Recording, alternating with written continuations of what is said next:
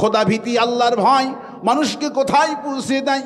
বিলাল রাদিয়াল্লাহু আনহু আল্লাহকে ভয় করে চললেন, কোরআনের কর্মী হয়ে গেলেন।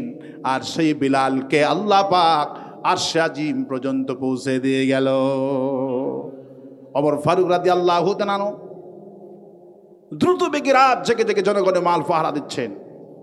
রাসূলুল্লাহ বললেন, মুমিন যখন ক্ষমতায় যাবে জনগণের মালগুলি পাহারা দিবে মুমিন বান্দারা, আর জালিমেরা যখন ক্ষমতায় আসবে ওরা আরামে ঘুমাবে, আর জনগণ নিজের মালগুলি নিয়ে কান্নাকাটি করবে। এরা হলো জালিম।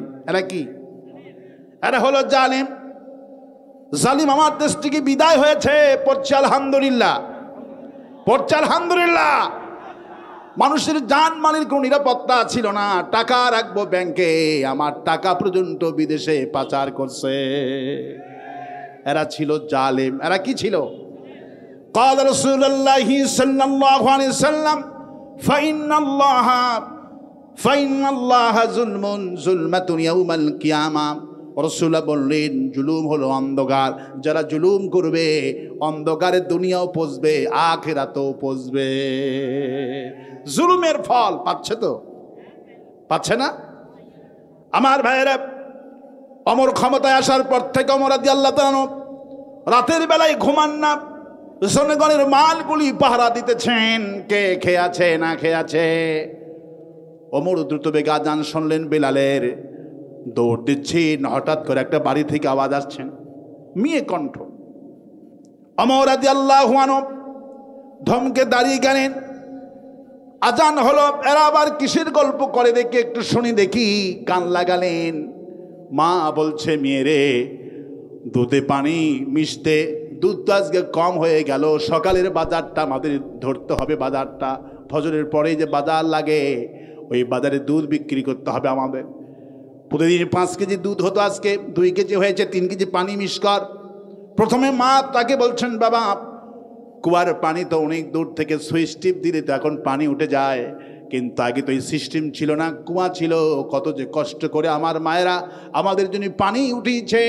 এখন তো সুইচ দিলে 20 তলা 100 তলার উপরে ট্যাঙ্কি ভরে যায়।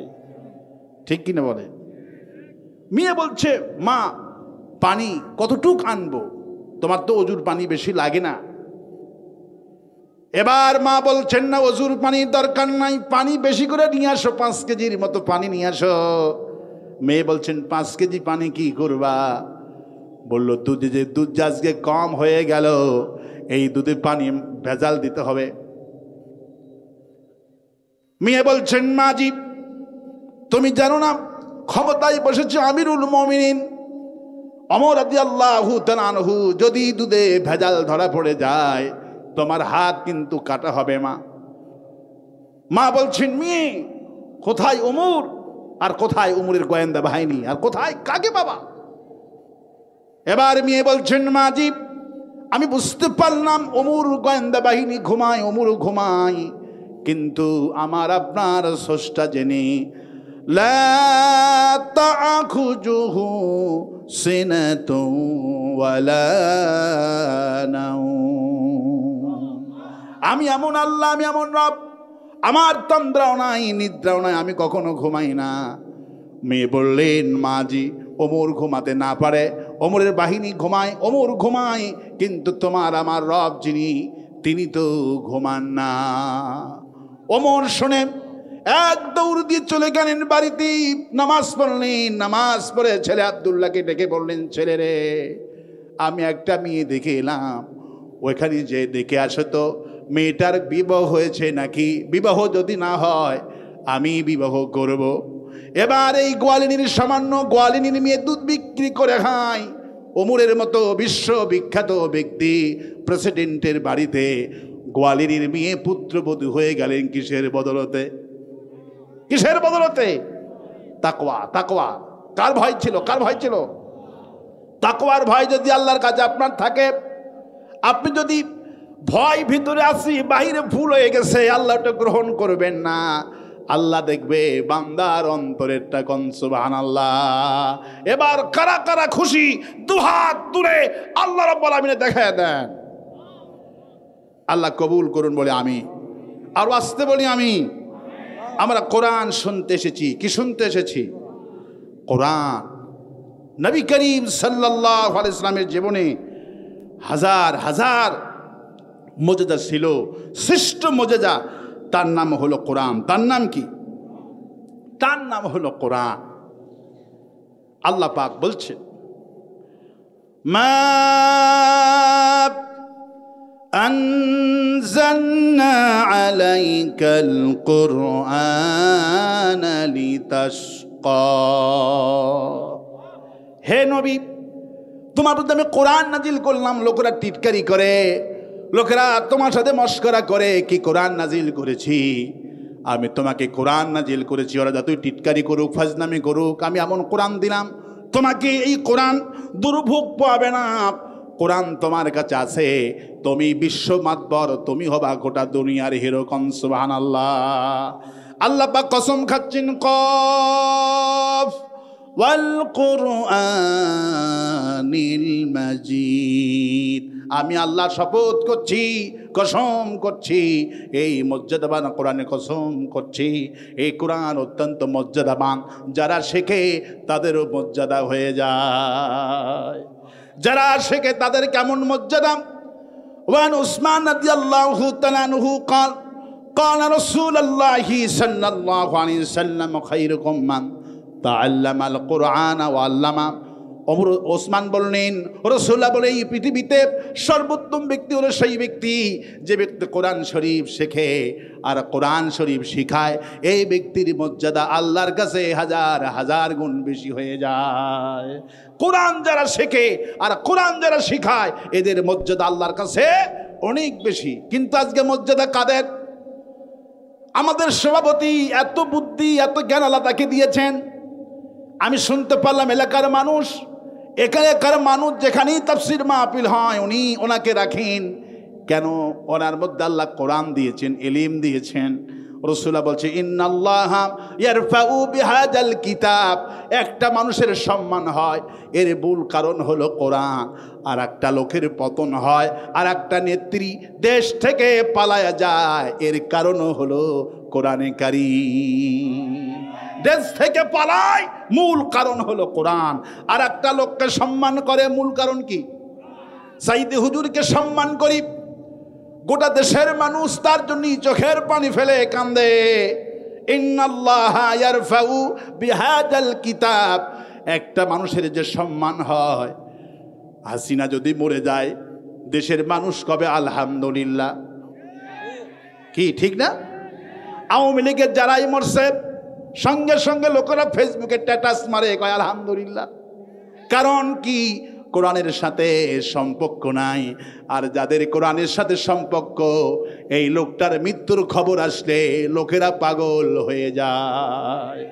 সাইদি সাহেব যেদিন মারা গেলেন, ওই দিনে 5 জন লোক ব্রেন স্ট্রোক করেছে চুয়াডাঙ্গায়। সেদিন আমি গেলাম, ছেলেরা আমাকে বলছে, আমার আব্বা সাইদির জন্য পাগল হয়ে গেছে, কাঁদতে কাঁদতে, একটু আমার আব্বাকে একটু ফু জানতো। আমি গেলাম, আমাকে দেখেই বলছে, সাইদি। লোকটা বক্রান্ত করতেছে, সব সময় বলতেছে সাইদি। আমি চিন্তা করলাম, সাইদি মায়ের পেটে ভাই না, এই লোকের বাপ মারা গেছে, এই লোকের মা ওটাও মারা গেছে, লোকটা পাগল হয় নাই। চিন্তা করেন ভালোবাসাটা কোথায়, মর্যাদা। এই জন্য আল্লাহ পাক বলছেন, কফ ওয়াল কুরআনিল মাজিদ। আমি আল্লাহ এই কোরআনটা এমনি নয়, এটা হলো মর্যাদাপূর্ণ কোরআন। যে পড়ে তার মর্যাদা বেড়ে যায়। মর্যাদা এমন বাড়ে, বাপ মরে গেছে পাগল হয় নাই, মা মরে গেছে পাগল হয় নাই, কোরআনের মুফাসসির মরে গেছে, লোকটা পাগল হয়ে গেছি, তার মানে বোঝা গেল বাপ মায়ের চাইতে বেশি ভালো আল্লামা সাইদিরে বাঁচত। কারণ কোরআনের মর্যাদার কিতাব, কোরআন এমন মর্যাদাপূর্ণ, এটাই এমন মর্যাদাপূর্ণ। খায়রুকুম মান তাআল্লামাল কোরআন। যে ব্যক্তি শেখে, যে ব্যক্তি শিখায়, তার মর্যাদা অনেক বেশি। আমার দেশের গায়কেরা গায়িকারা গান গায় না? গান গায় না? মমতাজ গান গায়। মমতাজের গানের সামনে মন্ত্রীরা বসেছিল, প্রধানমন্ত্রী বসেছিল, নিজের চোখে দেখেছি। কি মন্ত্রীগুলি পাচ্ছিলাম, মন্ত্রীরা তাফসীর মাহফিল বন্ধ করে গানের আয়োজন করে, ঠিক কিনা বলে? আরো আস্তে কণ্ঠে। আর আমাদের মাহফিল করতে এত কষ্ট, মাহফিল কমিটির, আহারে আল্লাহ 5 তারিখের পর থেকে কষ্ট দূর করে দিয়েছে। বল আলহামদুলিল্লাহ। মন্ত্রী নিচে বসে আছে, এমপিরা বসে আছে, গান শুনছে। গান যখন শুনছে, মমতাজের কণ্ঠটা যত সুন্দর গান হোক না কেন, কোনদিন কি কোনো মন্ত্রী বলেছে মমতাজ তোমার গানের গলা দারুণ সুন্দর, আমি পাগল হয়ে গেছি, আমি এই মাহফিলের জন্য, এই গানের জন্য 1 লক্ষ টাকা দান করলাম, আর আমার আব্বা আম্মা মারা গেছে, একটু আরেকটা গান মাইরা দোয়া বক্সে দাও? কেউ বলে? কোন রিস্কাওয়ালা, ভ্যানওয়ালা, কোন শ্রমিক, কোন একটা লোক 100 টাকা দিয়ে দোয়া চায় না, 100 টাকা দিয়ে দোয়া চায় না, বলতেও পারবে না।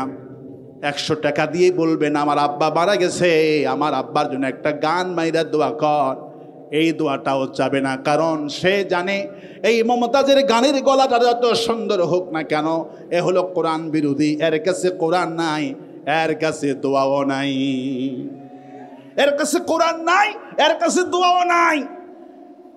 আপনারা কি দেখেছেন নাকি, আপনারা কি দেখেছেন নাকি প্রধানমন্ত্রীদের কাছে, মন্ত্রীদের কাছে মানুষেরা টাকার আবদার করে, টাকা লাগবে, রাস্তা লাগবে, ঘাট লাগবে, কলেজ লাগবে, বই লাগবে, খাতা লাগবে, এটা লাগবে, সেটা লাগবে, এগুলি দরখাস্ত করে, কিন্তু মন্ত্রী এমপিদের থেকে কেউ দোয়া চায় না। কারণ লোকেরা জানে এর কাছে কোরআন নাই। খারিফ রাসূলুল্লাহ বলছেন যার কাছে কোরআন নাই তার অন্তরটা হলো খারাবাড়ির মতো খারিফ বলা হয়েছে। ইন্নাল্লাযী লাইসা ফি, রাসূলুল্লাহ বলছেন ইন্নাল্লাযী, রাসূল সাল্লাল্লাহু আলাইহি ওয়াসাল্লাম একটা হাদিসে বলছেন যার অন্তরে কোরআন নাই ওর অন্তরটা হলো খারাবাড়ির মতো কিছুই নাই। এই জন্য মন্ত্রীদের কাছে কেউ দোয়া চায় না, আমাদেরকে রাজাকার বানায়, মামলা দিল, জানে এই লোকটা জামাত ইসলামী করে। বাংলাদেশের এমন কোন 4,60,000 মসজিদের ইমাম, কমসে কম 3 লাখ জামাত ইসলামীর সমর্থিত। আরো আসতে কন, 3 লক্ষ সমর্থিত জামাত ইসলামীর ইমাম। যত মাহফিল হয় সব বক্তা জামাত ইসলামীর। সব বক্তা কিসের? জামাত ইসলামীর বক্তা। ওরা ভালো করে জানে ইমাম জামাতি, বক্তারা জামাতি, রাজাকার বানালো, মামলা দিল। তারপরে দোয়া যখন বিপদে যখন পড়ে যায়, মন্ত্রী বিপদে পড়ে, এমপিরা যখন বিপদে পড়ে যায়, ঠিকই ওরা জানে নেতার কাছে দোয়া চেয়ে লাভ হবে না, মন্ত্রীর কাছে দোয়া চেয়ে লাভ হবে না। কারণ কোরআন নাই, অন্তরটা খালি হয়ে আছে, কিছুই নাই। দোয়া করবে কি? কোরআন তো নাই, দোয়া চায় না, আমাদের নামে মামলা দেয়, আবার ঠিকই মসজিদে মাহফিলে টাকা দিয়া দোয়া চায়। আরো আস্তে কম, ঠিক, আরো আস্তে কম, ঠিক। সে আল্লাহ পাক বলছেন বান্দারে আমি কোরআনটা কেন দিয়েছি তোমাদেরকে, এই কোরআনটা কেন দিয়েছি তোমাদেরকে সেটা জানো নাকি? কিছুই তো জানো না। আল্লাহ পাক বলছেন আফালা ইয়াতাদাব্বারুনাল কুরআনা আম আলা কুলুবিন আকফালুহা। আমি যে কোরআন দিলাম, এই কোরআন নিয়ে চিন্তা ভাবনা করো, এই কোরআন নিয়ে চিন্তা ভাবনা করো, শুধু খতম করো না, কোরআন নিয়ে গবেষণা করতে বলা হয়েছে। আলা কুলুবিন আকফালুহা, কি ব্যাপার? তোমরা তো খতম করতে, শুধু তোমাদের অন্তরে তালা মেরে লোকে তালা পড়ে গেছে নাকি? কেন তোমরা চিন্তা ভাবনা করছো না?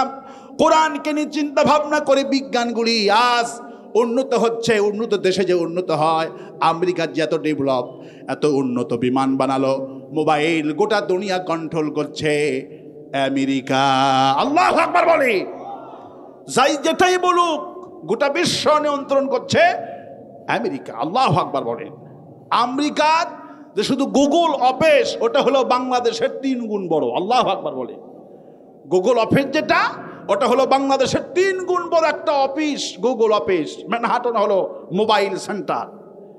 আপনি যখন ফোন করেন কাউকে, ম্যানহাটনে চলে যায়। আমেরিকার ম্যানহাটন একটা শহর আছে, সে শহরে, ম্যানহাটনের সেই শহরে চলে যায়, মোবাইল সেন্টার আছে।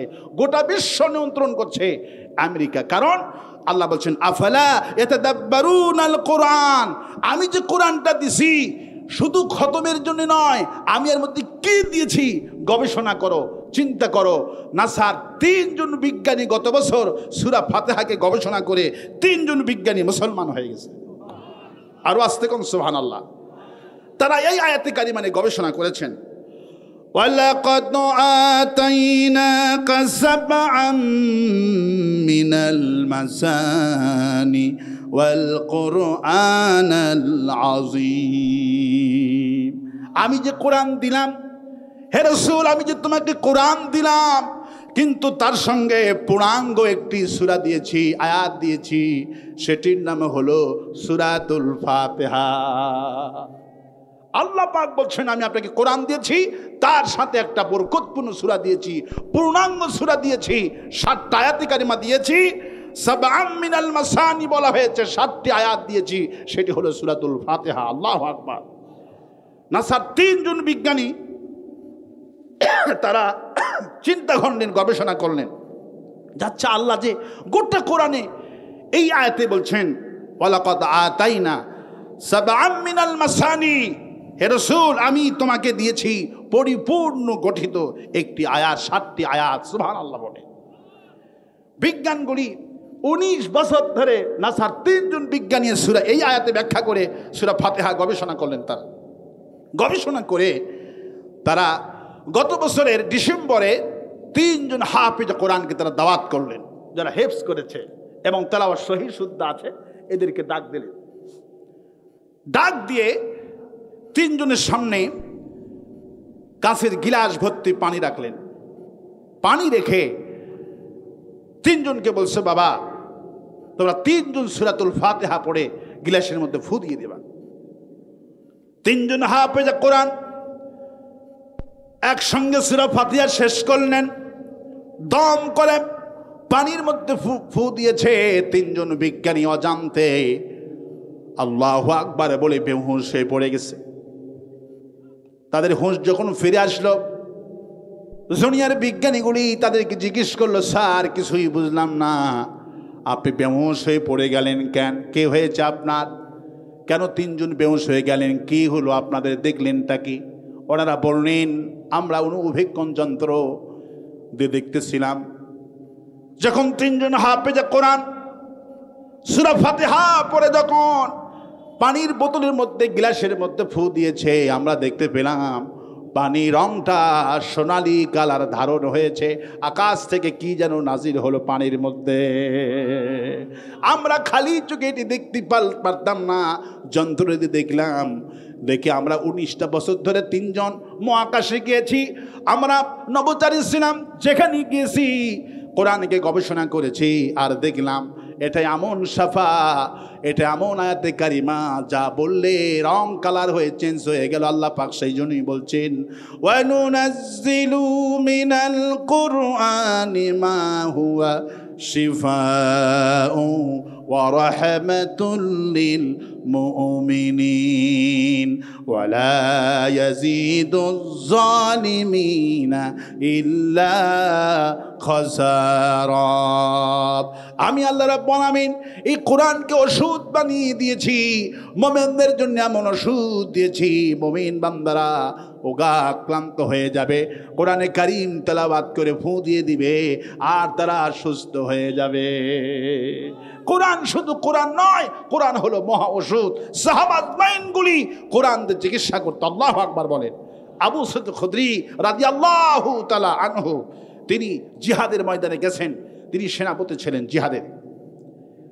আবু সাঈদ খুদরি বললেন, আমি রাতের 3টার দিকে আমরা তাবু গেড়ে জিহাদ থেকে তরবারি চালানোর পর ক্ষুধা বেশি লাগে না কম লাগে? সাহাবীদের খাবার নাই, অস্ত্র নাই, কত কষ্ট মরুভূমির মধ্যে যুদ্ধ করা। সাহাবীরা সারা দিন যুদ্ধ করলেন, রাতের বেলায় 3টার দিকে সেই তারা ঘুমে গেলেন। হঠাৎ করে একটা মেয়ে কণ্ঠ এসে তাবুতে ডাকাডাকি করতেছে, এখানে কোনো কবিরাজ আছো? কোনো কবিরাজ আছো? আমাদের ওই গ্রামের নেতাকে সাপে কামড় মেরেছে। কি কামড় মেরেছে? সাপে কামড় মেরেছে নেতাকে। যদি এখানে কোনো কবিরাজ থাকে, আমার নেতাজি খুব ধনাঢ্য ব্যক্তি, তোমাদের অনেক সম্পদ দিবে। সমস্ত সাহাবেরা খেপে গেলেন আর বললেন যে না, এখানে কোনো কবিরাজ টবিরাজ নাই। হঠাৎ করে আবু সাঈদ খুদরি রাদিয়াল্লাহু আনহু উনি বললেন যে আমি কিছু ঝাড়ফুঁক জানি। কোন সুবহানাল্লাহ। আবু সাঈদ খুদরি রাদিয়াল্লাহু তাআলা আনহু তিনি বললেন আমি চলে গেলাম মেয়ে লোকটির সঙ্গে, যেদিকে নেতার হাতে বাঁধন পায়ে বাঁধন, নেতাজি চিৎকার মেরে কান্নাকাটি করছে।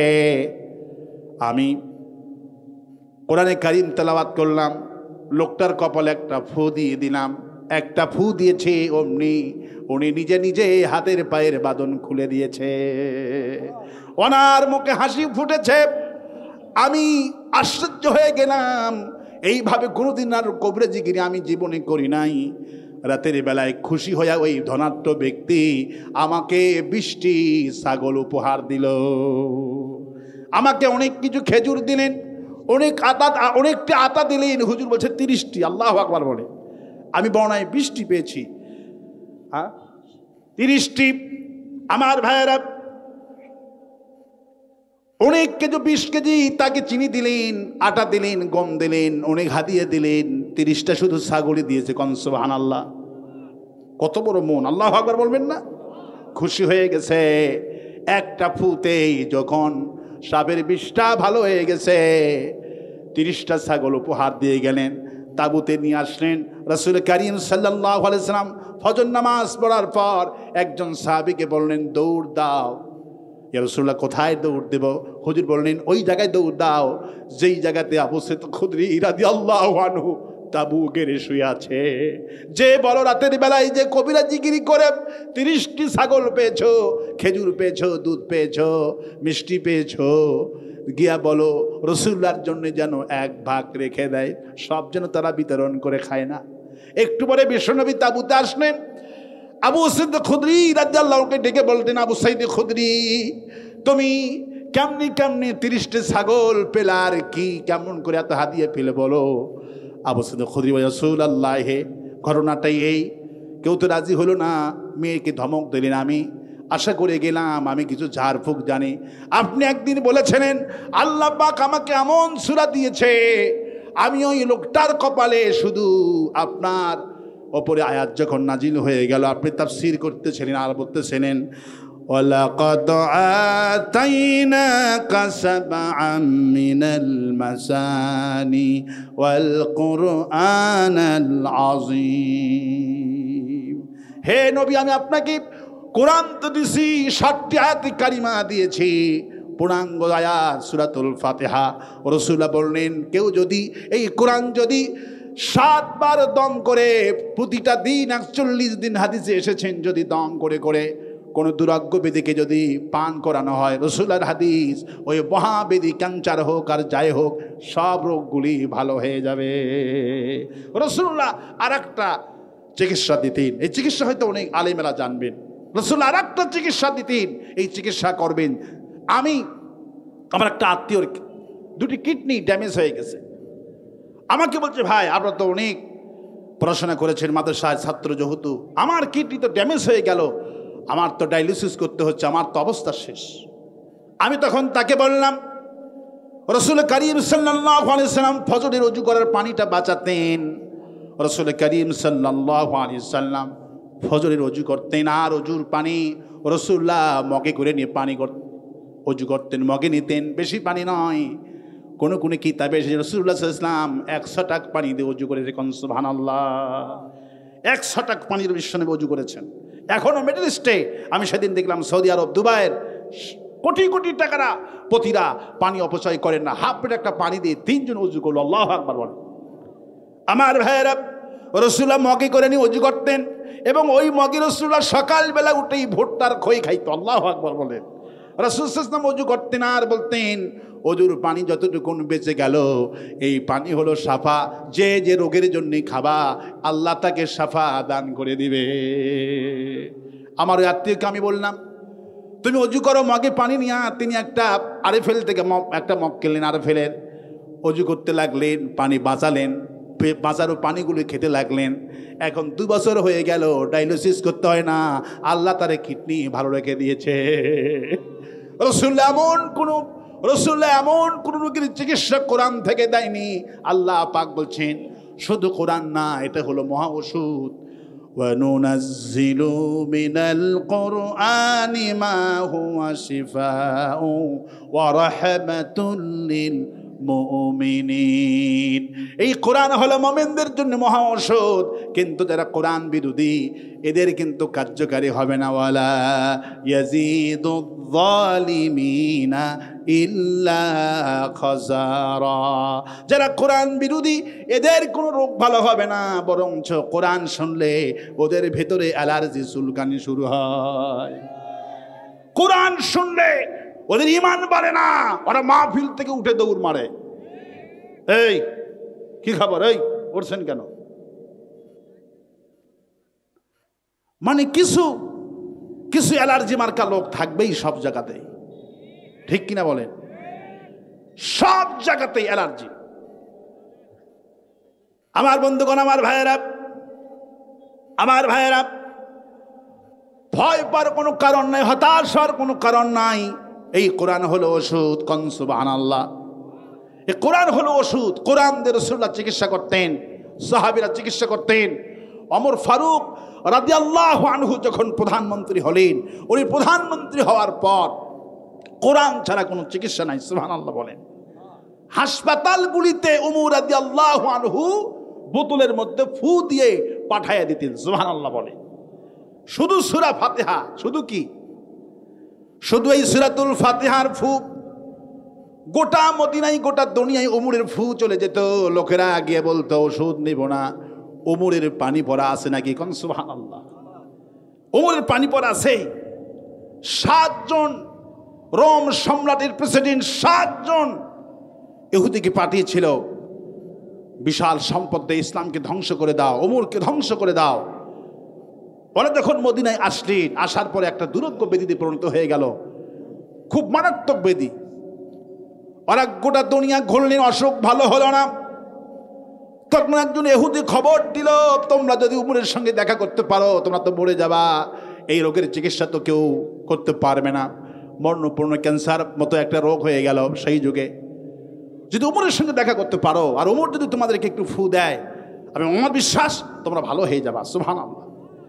এই 7 জন ইহুদি সিদ্ধান্ত নিল, গোটা দুনিয়া তো ঘুরলাম, রোগ তো ভালো হলো না, যদি ওমরের ফু দিয়া যদি রোগ ভালো হয় আমরা বুঝবো এই কোরআন হলো সত্য কোরআন। মান ক্বালা বিহি সাদাকা। যে ব্যক্তি কোরআন থেকে কথা বলল সে সত্য কথা বলল। কোন সুবহানাল্লাহ। আমার ভাইরা, আমার এই 7 জন ইহুদি জুমার দিনে পানির বোতল নিয়ে মসজিদের গেটে দাঁড়িয়ে রইলেন। আগে থেকে লোক সেটিং করা ছিল, সম্মানী ব্যক্তি নেতারা এসেছে। ইহুদির নেতা ওমর ফারুক রাদিয়াল্লাহু আনহু, জুমার ড্রেসটা পরা আছে, পাগড়িটা পরা আছে, অজু আছেন, খুতবা দিয়ে নামাজ পড়ে টাটকা টাটকা জুমার ওয়াক্ত সময়টা এখনো আছেন। 7 জন ইহুদি বোতলটা খুলে রেখে দিয়েছেন। ওমর ফারুক রাদিয়াল্লাহু তাআলা আনহু 7 জনকে ওমর রাদিয়াল্লাহু আনহু বোতলের মধ্যে ফু দিয়ে দিলেন। এরা 1 সপ্তাহ পর মুসলমানের বেশভূষা ধারণ করে মসজিদে চলে এসেছে। এসে বলছে, আমিরুল মুমিনিন, আমরা হলাম মুসলিম ইহুদি, আমরা হলাম রোম সম্রাটের বাদশার খাস লোক, আপনাকে ধ্বংস করতে চেয়েছিলাম আমরা, কিন্তু এমন দুরাগ্য ব্যাধিতে আমরা পরিণত হয়ে গেলাম, গোটা দুনিয়া ঘুরলাম, রোগ ভালো হয় না, কিন্তু আপনার পানি পড়া খেয়ে আমরা 7 জন এখন মুক্ত। আমরা বিশ্বাস করেছি এই কোরআন সর্বশ্রেষ্ঠ কোরআন, আমরা কোরআনের প্রতি ঈমান আনলাম, আমাদেরকে পড়ায় দেন লা ইলাহা ইল্লাল্লাহু মুহাম্মাদুর রাসূলুল্লাহ সাল্লাল্লাহু। 7 জন ব্যক্তি কালেমা পড়ে মুসলমান হয়ে গেল। কোন সুবহানাল্লাহ। রোম সম্রাট খবর নেওয়ার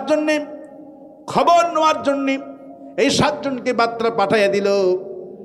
অগ্রসর কত দূর, আমাদের ধর্মের অগ্রসর কত দূর। এরা তখন উল্টা পৃষ্টি লিখে দিল রোম সম্রাটকে, আমরা অগ্রসর করতে পারিনি, বরং আমরা নিজেরাই মুসলমান হয়ে গেছি, অগ্রসর করতে পারিনি। কেন?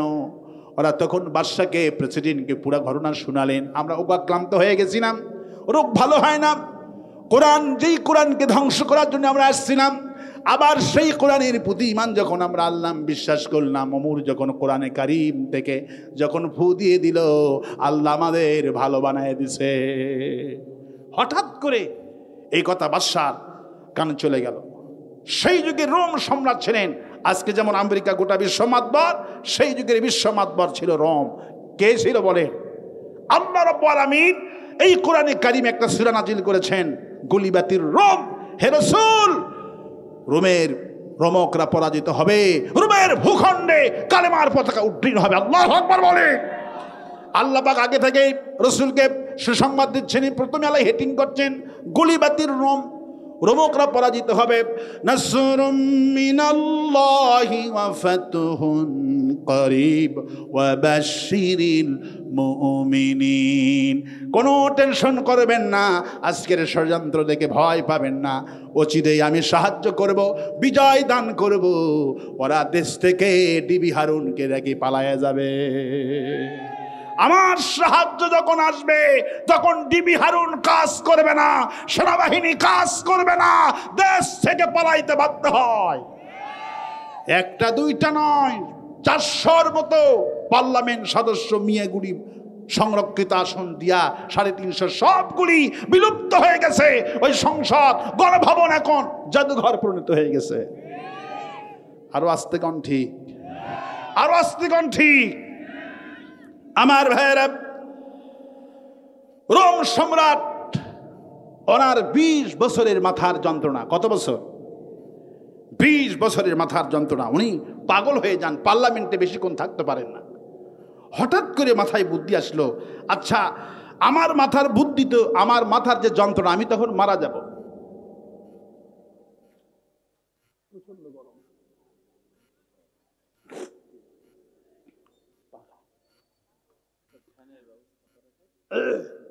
আমার ভাইয়েরা, মানে ঘেরা তো চতুর্দিকে প্যাকেট হয়ে গেছে, আমাকে গরম লাগছে প্রচন্ড পরিমাণ। আমার ভাইয়েরা, রোমের প্রেসিডেন্ট উনি চিন্তা করলেন যে আমি 7 জন ইহুদিকে মদিনায় পাঠিয়েছিলাম কোরআনে কারীমকে ধ্বংস করতে, ওমরকে ধ্বংস করতে। ওরা নিজেরাই কোরআনের ফু খায়া যখন ভালো হয়েছে, তাহলে আমি একটু ওমরের কাছে আমি একটু পত্র লিখি।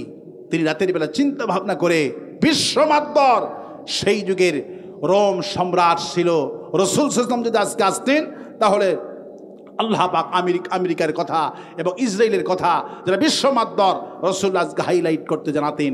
সেই যুগের বিশ্ব মাতবর ছিলেন রোম। সেই যুগের বিশ্ব মাতবর কে? রোম ছিল বিশ্ব মাতবর। রাসূল সাল্লাল্লাহু আলাইহি ওয়াসাল্লাম শুধু রোমদের সাথে যুদ্ধ করেছে 18টি। কটা যুদ্ধ করেছে? 18টি যুদ্ধ করেছে রাসূল সাল্লাল্লাহু আলাইহি ওয়াসাল্লাম। সেই যুগের রোম সম্রাট ছিলেন গোটা বিশ্বের পাওয়ারফুল। সেই নেতা রোমের প্রেসিডেন্ট রাতের বেলা চিন্তা করে চিঠি লিখলেন, ওমরের কাছে চিঠি লিখছেন, ভাই ওমর, আমি ওমের প্রেসিডেন্ট, আমার 20 বছর ধরে মাথার যন্ত্রণা। মদিনার ইহুদিরা যে আপনার কাছে মুসলমান হয়েছে, আপনার পবিত্র জামানের পবিত্র কালামুল্লাহ শরীফ থেকে ফু খায়া, ওরা আমারই লোক ছিল, আমার গোয়েন্দা বাহিনী ছিল। আপনি যদি দয়া করে আমার জন্য সেই পানি পড়াটা আমার জন্য পাঠাতেন, আমি আপনার প্রতি চিরকৃতজ্ঞ থাকতাম। আল্লাহু আকবার বলেন। রোমের প্রেসিডেন্ট যখন এই চিঠিটুকু লিখে গেলেন, রোমের প্রেসিডেন্টের চিঠি ওমরের কাছে চলে গেলেন। ওমর রাদিয়াল্লাহু তাআলা আনহু চিঠি খানা পায়া পার্লামেন্টে চলে গেলেন। আলী কি বললেন, আলী রে, হে আমার নাতি জামাই। আল্লাহু আকবার বলে। কি জামাই? নাতি জামাই, তোমাকে আমি অনেক ভালোবাসি, তুমি অনেক জ্ঞানী, তুমি আজকে পার্লামেন্টে এই পত্রটা পড়ে পড়ে সবাইকে শোনাও। কেউ তো বিশ্বাস করতে পারছে না রোমের প্রেসিডেন্ট কেন চিঠি পাঠাবে। ওমর রাদিয়াল্লাহু আনহু শুধু কেঁদে কেঁদে বলে, আমার আজকে এই সম্মান আমার নয়। কফ ওয়াল কুরআনিল মাজিদ। আল্লাহ বলছেন, আমি সম্মানিত মর্যাদাবান কোরআনের কসম করছি, যারা পড়বে এদের সম্মান বাড়বে, যারা শুনবে এদের সম্মান আমি আল্লাহ বাড়াইয়া দিব। যারা আজকে কোরআন শুনছেন সম্মান কমবে না, কোরআন বাড়বে। সম্মান নাই ওদের যারা কোরআন বিরোধী। মরে গেলে লোকেরা ফেসবুকে স্ট্যাটাস দিয়া কয় আলহামদুলিল্লাহ, ঠিক কিনা? ওদের শরম নাই, লজ্জা নাই, ওদের লজ্জা নাই। কিন্তু যারা কোরআন প্রেমিক এদের শরম বেশি, ঈমানও বেশি। আল্লাহু আকবার। আমার ভাইয়েরা, ওমর রাদিয়াল্লাহু তাআলা আনহুর চিঠিখানা পেয়ে তিনি অনেক কান্নাকাটি করলেন আর বললেন, এটা আমাদের বিজয়ের লক্ষণ। কোন সুবহানাল্লাহ। ওমর রাদিয়াল্লাহু আনহুর কাছে তিনি পানি পড়া চালেন, কিন্তু ওমর রাদিয়াল্লাহু আনহু পানি পড়া না দিয়া নিজের হাতে একটা খেজুর গাছের আঁশ দিয়া একটা টুপি বানালেন। কোন সুবহানাল্লাহ। টুপি বানায়া সুন্দর করে প্যাকেট করে রোমে পাঠিয়ে দিলেন। সেনাবাহিনীর প্রধান, গোটা বিশ্বের নেতা যেহেতু তিনি, সবাই দিতে পারতেন না, সেনাবাহিনীর প্রধান উমরের গিফটটা এনে ইশারের সময় তার কাছে দিলেন। বাস্ক খুললেন, মনে বড় আশা, ওমর পানি পড়া দিবে আর আমি পানি পড়া খাবো, ইহুদিরাও ভালো হয়েছে, আমিও ভালো হব। উনি গিফট খুললেন বিবিকে নিয়ে, কিন্তু খুলে দেখে হায় রে হায়, কোনো পানি পড়া নাই, তেল পড়া নাই, কোনো ওষুধ নাই, শুধু একটা সুন্দর খেজুর পাতা আর ওই আঁশ দিয়ে বোনানো একটা টুপি। আল্লাহু আকবার বলে। স্ত্রী বলছে, দেখো আমি শুনছি ওমর নাকি খুবই জ্ঞানী, কিন্তু তুমি তো আক্রান্ত ব্যক্তি, চাইলা ওষুধ পানি পড়া চাইলা, কিন্তু তুমি তো বিধর্মী, টুপি কেন দিল? কিন্তু ওমরের এর মধ্যে দারুণ হিকমত ছিল, দারুণ কলা কৌশল ছিল। মুমিনের রণকৌশল বেশি হয়, রসুল্লাহর রণকৌশলের কাছে আজকের গোটা দুনিয়ার রাজনীতিবিদেরা এতিম অবস্থায় পড়ে আছে। আল্লাহু আকবার বলেন। আমার ভাইয়েরা, রাতের বেলায় তিনি খুললেন, দেখি টুপি। সকাল বেলায় উঠি বিবিকে বলছেন, বিবিরে টেনশন করো না, ওমর যেহেতু দিয়েছে এই টুপিটা অবশ্যই 100% কার্যকারী হবে। আর আসতে কোন সুবহানাল্লাহ। সকাল বেলায় গোসল টোসল করে, বিশাল দেশ, 980 জন পার্লামেন্ট সদস্য, সবার সামনে ওমরের টুপি নিজের হাতের বুনানো। চিন্তা করেন কত চমক তো। আল্লাহু আকবার বলে। এই টুপি উড়ে যখন পার্লামেন্টে ঢুকছে, সবার মাথা খারাপ হয়ে গেছে। ব্যাপার, টুপি পড়লো কেন, ব্যাপার কি? সবার রহস্য তালাশ করতেছে, কিন্তু মূল রহস্য পাচ্ছে না। সব মন্ত্রীরা কানাকানায় করছে, প্রধানমন্ত্রীর মাথায়, সম্রাটের মাথায় টুপি কেন? উনি প্রতিদিন 2 ঘন্টা পর চলে আসেন মাথার যন্ত্রণা। আজকে 4টা বেজে গেল, উনি চেয়ারে বসে আছে। আল্লাহু আকবার বলে। সেনাবাহিনী প্রধানকে সব মন্ত্রীরা বললেন, আপনি বলেন, যেহেতু টুপিটা আপনি এনে দিয়েছেন, তার বাড়িতে পৌঁছে দিয়েছেন, আপনি বলেন টুপি কেন দিয়েছেন তিনি কেন আজকে যান না, ব্যাপারটা কি? তখন তিনি বললেন, জাহাবানা, এই 980 জন পার্লামেন্ট সদস্য সবাই শুনতে চাচ্ছে, টুপি মাথায় কেন দিয়েছেন আপনি, কারণটা কি? আর আপনি তো পার্লামেন্টে এতক্ষণ থাকেনও না, আজকে 4টা বেজে গেল, দুপুরে খানাটা খালেন না, কারণ কি? রোমের প্রেসিডেন্ট বলতেছে, আলহামদুলিল্লাহ চলে আসছে, আলহামদুলিল্লাহ বলেন। আপনাদের কিন্তু ফ্যানের ব্যবস্থা নাই, আপনাদের আমাকে বরদোয়া দেন না যে হুজুর শুধু একাই ফ্যান খাইতেছে। কথা বললে গাটা ঘামে বেশি, কথা বলা খুবই কষ্টকর। এই জন্য বুখারী শরীফে এসেছেন, যেহেতু খুব বড় একজন জ্ঞানী লোক আছে, জ্ঞানীদের সামনে জ্ঞানীদের কদর বুঝবে। মূর্খ লোকের, আলী রাদিয়াল্লাহু আনহু বলছেন, মূর্খ লোকের সাথে তর্ক করো না, তোমাকে মূর্খ বানিয়ে ছাড়বে। আর একজন ওস্তাদকে কদর করে, সম্মান করে। রাসূল বলছেন, যে এলাকায় আলেমদের সম্মান হয় না, সেই এলাকায় আলেম জন্মাবে না। ওই এলাকা ছেড়ে অন্য এলাকায় যাবে, যেখানে সম্মান মর্যাদা দেবে। আমার বন্ধুগণ, আমার ভাইয়েরা, রাসূল করিম সাল্লাল্লাহু আলাইহি সাল্লাম বিদায় হজের ভাষণের কথা সবাই জানে। রাসূলুল্লাহ সাল্লাল্লাহু আলাইহি সাল্লামের ভাষণের বয়স ছিল, সময় ছিল মাত্র 25 মিনিট। কত মিনিট? রাসূল করিম সাল্লাল্লাহু আলাইহি সাল্লামের বিদায় হজের ভাষণ, যা ঘন্টার পর ঘন্টা লেখেও শেষ করা যাবে না। রাসূল সাল্লাম কথা বলতেন খুবই দ্রুত এবং স্পষ্ট করে। আল্লাহু আকবার বলতেন, স্পষ্ট এবং দ্রুত বলতেন, আল্লাহু আকবার বলতেন।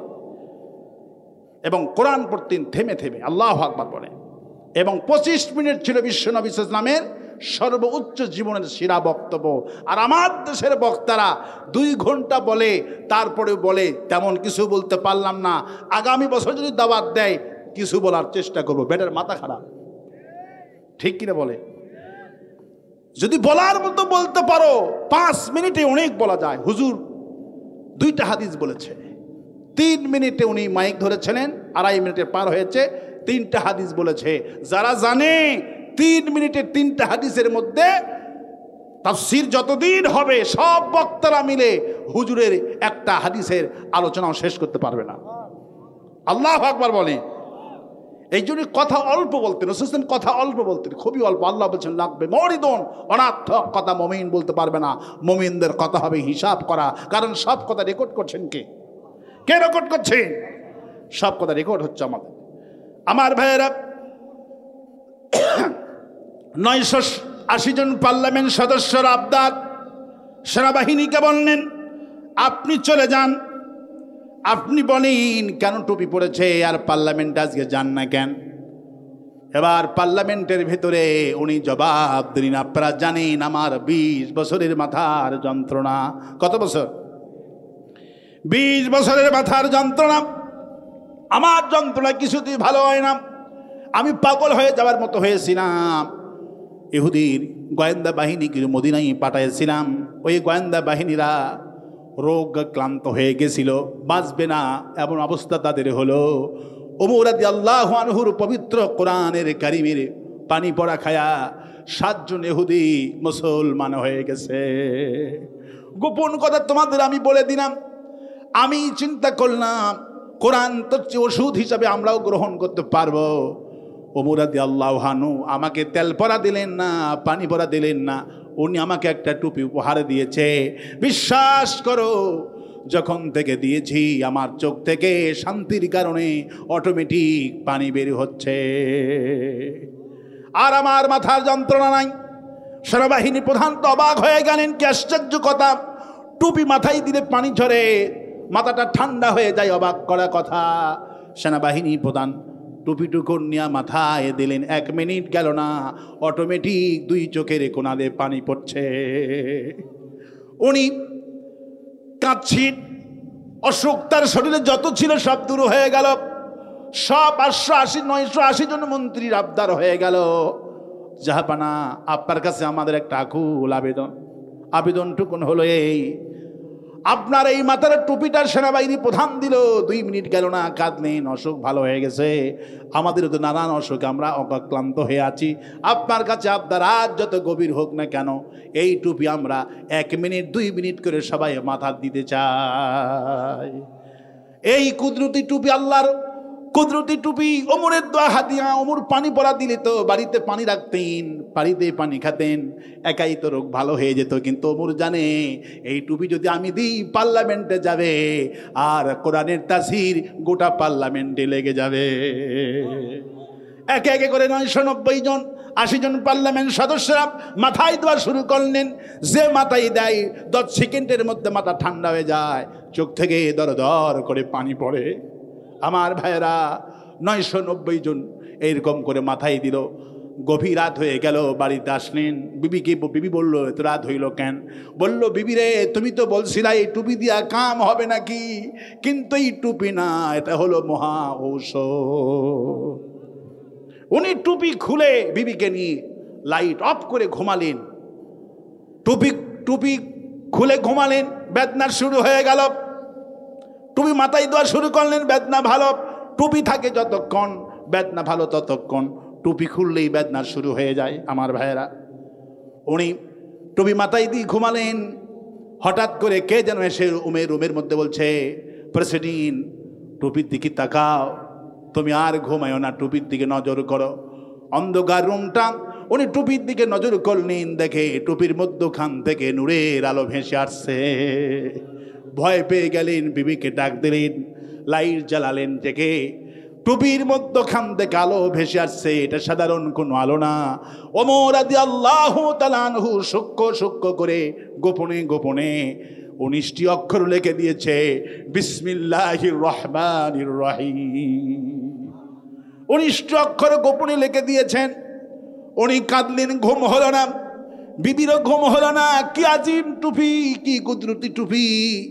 19টি অক্ষর কোরআনে কারিমে আয়াত ওমর লিখে দিয়েছে গোপনে। এবার উনি চিন্তা ভাবনা করলেন, আফালা ইয়াতাদাব্বারুনাল কোরআন।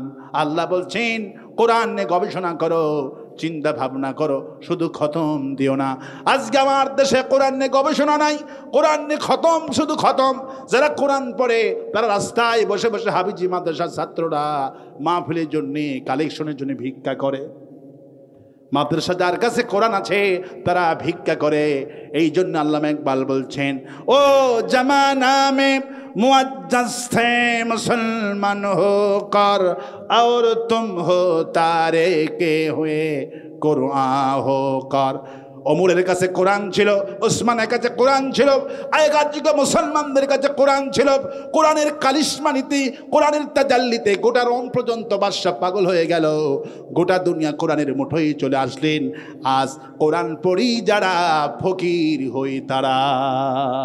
মা আনজালনা আলাইকাল কুরআনা লিতাশকা। হে নবী, এই কোরআন পড়লে ফকির বানাবে না, এই কোরআন পড়লে দরিদ্রতা বানাবে না। কোরআন যারা পড়বে, কোরআনের শাসন যারা মানবে। আফগানিস্তানের দিকে তাকান, আফগানিস্তানে এখন সোনার খনি, তেলের খনি, সুরমার খনি, ম্যাগনেটের খনি, 8টা খনি আল্লাহ দিয়েছে। বারাকাতিম মিনাস সামাই ওয়াল আরদ। কোন দেশের মানুষ যদি কোরআন পড়ে, যেমন কোরআন দিয়ে বিচার করে, সেই দেশ আকাশ আর জমিনের বরকতের যত দরজা আছে সব দরজা আমি আল্লাহ খুলে দেই। আফগানিস্তান 8টা খনি বের হয়েছে, 8টা খনি। আমেরিকা বন্ধ করছে লেনদেন, গোটা বিশ্ব আমেরিকা আফগানিস্তানের লেনদেন বন্ধ করছে কোরআনের আইন প্রতিষ্ঠার জন্য। কিন্তু আল্লাহ 2 বছরের মাথায় আফগানিস্তানকে পৃথিবীর 3 নম্বর টাকার মান এনে দিলে। আর আসতে কোন সুবহানাল্লাহ। ওই ধাক্কা আফগানিস্তানের পরে আমার বাংলাদেশে লাগবে ইনশাআল্লাহ। আগামীর পার্লামেন্ট হবে কোরআনের পার্লামেন্ট। আর আসতে কোন ইনশাআল্লাহ। এই জন্য বাম রামদের মাথা খারাপ হয়ে গেছে, ওদের মাথা খারাপ। এতগুলি এই দেশে হুজুর সব যদি ঐক্যবদ্ধ হয়ে যায় আর আমাদের যদি গোলামি না করে, আমরা আসন পাবো 20টা। আসন কয়টা পাবে? আল জাজিরা, সিএনএন, বিশ্বের বড় বড় মিডিয়ার নিয়ম আপনারা অবজারভেশন করেছে, তারা তদন্ত করেছে। 4 লক্ষ মসজিদের, 4,60,000 মসজিদের ইমাম যদি ঐক্যবদ্ধ হয়, ইমামরা আসন পাবে 250টার উপরে। আর বাদ বাকি সব খিচুড়ির দল মিলে বেলুনের দল। কিসের দল? যারা ইসলাম, যাদের কাছে কোরআন নাই, এরা হলো বেলুন। এরা বেলুন, অনেকগুলি বেলুন, এই মাঠ ভরা বেলুন, গোটা পৃথিবী ভরা বেলুন। এই বেলুনগুলি ফুটা করার জন্য একটা সুই যথেষ্ট। ঠিক কিনা বলে? যতগুলি দল আছে এরা হলো বেলুন, এদের কোনো দাম নাই। এগুলি একটা সুই, একটু ঘুটা দিলি সব ফটফট করে আওয়াজ হয়ে সব নন্ডভণ্ড হয়ে যাবে। কিন্তু ইসলাম, আল্লাহ পাক বলছেন ইসলামটা আমার, ফু দিয়ে সম্ভব নয়। আওয়ামী লীগ জামাত ইসলামীকে ব্যান করলো বৃহস্পতিবার দিন। আল্লাহ পাক বলছেন আমি তোমাদেরকে সোমবারের দিন চিরতরে ব্যান করে দিলাম। ইউরিদুনা লিউতফিউ নূরাল্লাহি বিআফওয়াহিহিম ওয়াল্লাহু মুতিম্মু নূরিহি ওয়ালাউ কারিহাল কাফিরুন। কাফেররা চেয়েছিল মুখের ফু দিয়ে আমাদের ইসলামকে নিভে দিবি, মিটিয়ে দিবে। সাত ইসলাম যারা করে এদেরকে ফাঁসি দিয়া মারলো, এদের দলটা ব্যান করলো, নিবন্ধন বাতিল করলো। এত জুলুম করেছে। ফাইন্নাজ যুলমা যুলমাতু ইয়াউমাল কিয়ামা। রাসূলুল্লাহ বললেন জুলুম হলো অন্ধকার, দুনিয়াও এদেরকে অন্ধকার আচ্ছন্ন করবে, কিয়ামতের দিন এদেরকে আচ্ছন্ন করবে। এরা অন্ধকার থেকে বাঁচতে পারবে না। আমার ভাইয়েরা, রোমের বাদশা ঘুম হয় না। উনি চিন্তা করলেন আমার মাথার ব্যথা 20 বছর। কত বছর? আমার মাথার ব্যথা 20 বছর। যদি 19টি অক্ষর যদি টুপিতে লেখা থাকে বিসমিল্লাহির রহমানির রহিম, 19টি অক্ষর যদি মাথায় দেওয়ার পর আমার মাথার ব্যথা ভালো হয়ে যায়। আমার সমাজেও তো অনেক রোগাক্রান্ত হয়ে আছে, আমার রাষ্ট্র তো অনেক ব্যথায় জর্জরিত, আমার সমাজও ভালো না। আমার সমাজের লোকেরা চুরিতে অভ্যস্ত, ডাকাতিতে অভ্যস্ত, মন্ত্রীগুলি দুর্নীতি করছে, কোনো মানুষটা ভালো নাই, জনগণ ভালো নাই, মন্ত্রীরা ভালো নাই, সবাই ক্লান্ত হয়ে গেছে। মন্ত্রী প্রধানমন্ত্রী চিন্তা ভাবনা করলেন 19টি অক্ষর দিয়ে যদি মাথার যন্ত্রণা ভালো হয়, তাহলে এই গোটা রাষ্ট্র সংস্কার করতে হলে এই কোরআনের বিকল্প নাই। রাষ্ট্র সংস্কার করতে হলে, দেশ সংস্কার করতে হলে আফালা ইয়াতাদাব্বারুনাল কোরআন, আল্লাহু আকবার বলেন। কোরআন নিয়ে চিন্তা করো, গবেষণা করো। আজকে আমার দেশের হাফেজদের ভিক্ষা করা কেন লাগে? কোরআন নিয়ে গবেষণা নাই। চুরি করলে হাত কাটা লাগবে, এই দল করে না। বাম দলের ভোট চায় অসংখ্য হাফেজ। আরো আসতে কন, অসংখ্য মুফতি মিম্বরে দাঁড়ায়া সামসাগিরি করে নেতাদের, আছে না নাই? তুই ভিক্ষা করবি না, ভিক্ষাকে আমরা করব, ঠিক কিনা বলে? আরো আসতে কন ঠিক, আরো আসতে কন ঠিক। কোরআন আসছিল তুমি প্রধানমন্ত্রী হবা, তুমি সমাজপতি হবা। আমাদের সভাপতি যেমন সভাপতি করছে, ইনি সভাপতির মঞ্চে সভাপতি করবে, ইনি ডিসি হওয়ার যোগ্যতা আছে, এসপি হওয়ার যোগ্যতা আছে, এমন কাজকের সম্মানিত সভাপতি প্রধানমন্ত্রী হওয়ার যোগ্যতা আছে। কোন জালিম সরকার শুধু হাফেজকে গ্রেফতার করে না, মাথায় রাখবেন। শুধু হাফেজ কোরআন তেলাওয়াত করে এমন হুজুরকে কোন জালিম সরকার গ্রেফতার করে না, ফাও গ্রেফতার করে জেলখানায় পালবে না। ওই সমস্ত আলেমদের টার্গেট করে, যে আলেম শুধু মাহফিলের সভাপতি হওয়ার যোগ্যতা রাখে না, মেম্বারে খুতবা দেওয়ার যোগ্যতা যেমন রাখে, চেয়ারম্যান হওয়ার যোগ্যতা রাখে, এমপি হওয়ার যোগ্যতা রাখে, রাষ্ট্র চালার যোগ্যতা রাখে, এমন ব্যক্তি ছিল শহীদ আল্লামা দিলওয়ার হোসেন সাইদি। এমন ব্যক্তিকে রাষ্ট্র টার্গেট করে ফাঁসি দিয়ে হত্যা করেছে। জালিম সরকার শুধু হাফেজ কোরআন তেলাওয়াত করলে ওকে ধরবে না। কোরআন দিয়ে দেশ পরিচালনার যোগ্যতা যার মধ্যে আছে, জালিম সরকার ওই সমস্ত আলেমদের টার্গেট করেছে। শুধু ফাও হুজুরদেরকে জালিম সরকার কুরু করছেন, কালেও জেলখানায় তোলেনি, আজকেও তুলবে না। আরো আসতে কন, আরো আসতে কন। হ্যাঁ, আপনাদের হুনকার দিলে মনটা ভালো হয় যে আমার কথা জনগণ বুঝছে। আল্লাহু আকবার বলেন। আমার ভাইয়েরা, আমার বন্ধুগণ, উনি চিন্তা ভাবনা করলেন, পার্লামেন্টে চলে গেলেন টুপি আবার পরে। হঠাৎ করে উনি মিন কাছের লোককে ডাকলেন, ডেকে বললেন, আমার কেন যেন মন বলে আমি প্রায় উমরকে স্বপ্নে দেখছি। কোরআনের আকর্ষণ কলজায় লাগছে, কোন সুবহানাল্লাহ। উনি মূল মন্ত্রীকে ডাকলেন, ডেকে বললেন, আমি স্বপ্নে উমরকে দেখছি।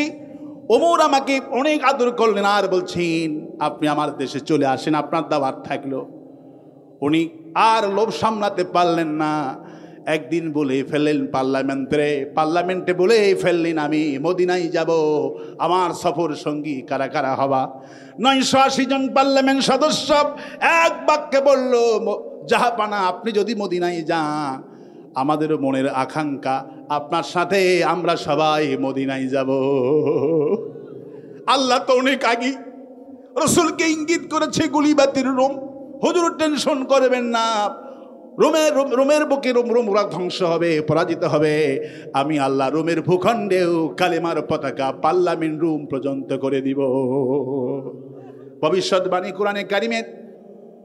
ওমরের দরবারে যখন রওনা করা শুরু করলেন, ওমর পার্লামেন্টে গোয়েন্দা বাহিনী আগেই রিপোর্ট করলো। পার্লামেন্ট সদস্য, সেনাবাহিনী, মূল মন্ত্রণালয়ের সব সচিব পর্যায়ে বাহিনীর প্রধানরা সব মদিনায় হাজির হয়ে গেল। কোন সুবহানাল্লাহ। মদিনায় হাজির হওয়ার পরে ওমর বিশাল খাওয়া দাওয়ার আয়োজন করল, সম্বর্ধনা দিলেন। গভীর রাত হয়ে গেল। রাত হয়ে যাওয়ার পর ওমর রাদিয়াল্লাহু তাআলা আনহু, এবার রোমের প্রেসিডেন্ট বলছে, ভাই ওমর, আমার তো মাথার ব্যথা ছিল, আপনি জানেন আমি চেয়েছিলাম পানি পড়া, আপনি দিলেন বিসমিল্লাহ মার্কা টুপি। কি মার্কা টুপি? আমার মাথার ব্যথা হয়ে গেল, আমি চাইলাম পানি পড়া, কিন্তু আপনি দিলেন বিসমিল্লাহ মার্কা টুপি। আপনার এই টুপি এমনভাবে আসর করলো, আমি শুদ্ধ আমার মন্ত্রী, আমার সেনাবাহিনী সবার মাথাটা পাগল হইয়া মদিনায় চলে আসছে। কাউকে যদি পাগল করতে চান, কাউকে যদি পাগল করতে চান কোরআন লাগবে। জিন যদি ছাড়াতে চান কোরআন লাগবে। আমি পরশুদিন একটা জিনের রোগীর কাছে গেলাম। একটা আয়াত আছে কোরআনে কারিমে সূরা আহজাবের 61 নম্বর আয়াত। কত নম্বর আয়াতটা আমি বলে দিলাম। সূরা আহজাবের 61 নম্বর আয়াত। রাসূল করিম সাল্লাল্লাহু আলাইহি ওয়াসাল্লাম বলছেন, যদি জিন ধরা রোগীকে কোনো ভালো আলিম, আমল করনেওয়ালা আলিম যদি 7 বার পরে তরবারির মতো মারে, সঙ্গে সঙ্গে জিন হত্যা হয়ে যায়। আমি যখন ওই রোগীকে আমল করে দিলাম, সাথে সাথে উনি বললেন, আমাকে হত্যা করলি কেন, আমাকে হত্যা করলি কেন? তার মানে হত্যা হয়ে গেছে, কেউ ছাড়াতে পারে নাই। আমি জিন ছাড়াই না শশার্থী, আমি এগুলিতে যাই না, খারাপ জিনিস। কিন্তু টেনশন করতে হয়, আমলে রাখতে হয় অনেক আমল, সেগুলি আর একটা বিষয়। আমি কথায় কথা আসলো, জিন ছাড়ালাম কোরআনে কারিম দিয়া। ওই যে বাদশাহ সুলাইমান আলাইহিস সালাম রানী বিলকিসের যখন রাজসিংহাসন তিনি নিয়ে আসবেন, মানুষের মর্যাদা বেশি, কোরআনের সম্মান বেশি। অনেক লোকেরা জিনকে ভয় করে, অনেক লোকেরা কবরস্থানকে ভয় করে, রাতের বেলা চলতে চান না। জিনগুলি কোরআনের মুঠোর কাছে বন্দী। আল্লাহু আকবার বলেন। রাসূল করিম সাল্লাল্লাহু আলাইহি ওয়াসাল্লাম জিনদের সাথে কনফারেন্স করেছে। আল্লাহু আকবার বলেন। রাসূল সাল্লাল্লাহু আলাইহি ওয়াসাল্লাম আব্বাসরে বললেন, হুজুর একটা লোহা নিলেন, কি নিলেন? একটা নোহা নিলেন। 4টি নোহা নিলেন বিশ্বনবী আর আব্বাস। আব্দুল্লাহ ইবনে আব্বাসকে বললেন, চাচাতো ভাই, আপন চাচাতো ভাই আব্দুল্লাহ ইবনে আব্বাস রাদিয়াল্লাহু আনহু, ছোট্ট চাচাতো ভাই আব্দুল্লাহ ইবনে আব্বাসকে বললেন, আব্বাস রে, এই লোহাগুলি চতুর্দিকে মেরে দিয়ে আসো। আব্বাস পরে জিজ্ঞেস করলো, হুজুর এই লোহাটা মারলাম, কি হলো? হুজুর বললেন, এটা বন হয়ে গেল, জিন আর এখানে কেউ এখানে প্রবেশ করতে পারবে না। ওই আমুলটুকু না কোন আছে, আমি অনেক বাড়ি জিনদের বাড়ি আমি বন করে দিচ্ছি। আমার মসজিদে আমার এক মুসল্লি এসে বলছে, হুজুর 40 বছরে আমার স্ত্রীকে জিনে জ্বলায়। আমি বললাম, 4টা লোহা আনবে, নতুন লোহা, আমি আমল করে দিই। আমার মুসল্লি কেঁদে ফেলালেন গত সপ্তাহে, হুজুর আপনি এত বড় আমুলিয়ত লোক। আমি বললাম, আমি আর কিসের ক্ষমতা, সব ক্ষমতা কোরআনে। আল্লাহু আকবার বলেন। আমি লোহা পরে ফু দিয়ে দিলাম, জিন আর ঢুকতে পারছে না। 30 বছর তো তার স্ত্রীকে দিন জ্বালায়। আমি ফু দিয়ে দিলাম, জিন আর আসতে পারলেন না, বাড়িটা বন হয়ে গেল। এই কোরআন হলেন এমন কোরআন, মর্যাদাবান কোরআন। আল্লাহ পাক বলছেন, আমি যদি কোরআন পাহাড়ে নাজিল করতাম, পাহাড় খণ্ড খণ্ড ভয়ে ভীত হয়ে টুকরো চূর্ণ বিচূর্ণ হয়ে যেত। এই সেই কোরআন আমার ভাইয়েরা, যার জন্য গোটা বিশ্ব পাগল। জিনগুলি 90 জন জিরসের কাছে কালেমা পড়ে মুসলমান হয়ে গেলেন, সূরা জিন নাজিল হয়ে গেল। আমার ভাইরা, লম্বা বড় ঘটনা, ওই দিকে আমি আর যাব না, অনেক লাইন আসতেছে, একটা লাইনটাই শেষ করে দিচ্ছি। আমার ভাইয়েরা, ওমর রাদিয়াল্লাহু তাআলা আনহুকে রোমের প্রেসিডেন্ট বলছে, ভাই ওমর, আমি আর ধৈর্য ধারণ করতে পারছি না, আমার মাথাটা ওয়াশ হয়ে গেছে, আমি চিন্তা ভাবনা করেছি। আল্লাহ বলেছেন, আফালা ইয়াতাদাব্বারুনাল কোরআন, কোরআনের চিন্তা ভাবনা করো, গবেষণা করো। আমি চিন্তা ভাবনা করেছি, গবেষণা করেছি। আপনার বিসমিল্লাহ মার্কা টুপি আমার মাথায় পড়েছি, মন্ত্রী পড়েছে, এমপি পড়েছে, সেনাবাহিনীর প্রধান পড়লো, সবার মাথাটা ওয়াশ হয়ে গেছে, কোরআনের প্রতি মায়া হয়ে গেছে, মদিনার প্রতি মায়া হয়ে গেছে। আমি চিন্তা করলাম, আমার সমাজ বেদি আক্রান্ত হয়ে গেছে, আমার গোটা সমাজ জিনাখুর মদখুর সুদখুর ভরা। আমার সমাজ পরিবর্তন করতে হলে এই কোরআন ছাড়া সংস্কার পরিবর্তন হওয়া সম্ভব নয়। আমি মুসলমান হয়ে গেলাম, আমাকে পড়ায় দেন লা ইলাহা ইল্লাল্লাহু মুহাম্মাদুর রাসূলুল্লাহ। মুসলমান হওয়ার পর আরো মজার কাহিনী, আল্লাহু আকবার বলে। রোমের প্রেসিডেন্ট উমরকে জিজ্ঞেস করছে, ভাই উমর, এই গভীর রাতে একটা কথা জানতে আমাকে খুবই ইচ্ছা করছে, কি কথা বলো? বলল, ভাইজান আমার ইচ্ছা জাগছে এইটা, আপনার তো বিসমিল্লাহ মার্কা টুপি, আমি রোমের প্রেসিডেন্ট, আমি এত বড় বিধর্মী, আমি এত বড় জুলুমবাজ, আমার মাথাটা পাগল বানায়া মদিনা পর্যন্ত নিয়ে আসলো শুধু বিসমিল্লাহ মার্কা টুপির বদৌলতে। আমি শুনেছি আপনি সন্ত্রাসী ছিলেন, রাসূলকে হত্যা করতে আপনি গেছিলেন, কিন্তু আমার মন জানতে চাচ্ছে, আমার মাথা পাগল করলো বিসমিল্লাহ মার্কা টুপি, আর আপনাকে কোন জিনিসে পাগল করছে? আমার জানতে ইচ্ছা করছে, ওমর তোমাকে কোন জিনিসে পাগল করলো? ওমর কেঁদে ফেলালেন, বলছেন, ভাইজান আপনাকে যেই জিনিসটা পাগল করছে বিসমিল্লাহ মার্কা টুপি, আর আমাকে পাগল করছে বিশ্ব নবীর এই বিসমিল্লাহ কোরআন তেলাওয়াত। কোরআন ছাড়া মানুষ পরিবর্তন হবে না, কোরআন ছাড়া মানুষের পরিবর্তন হবে না।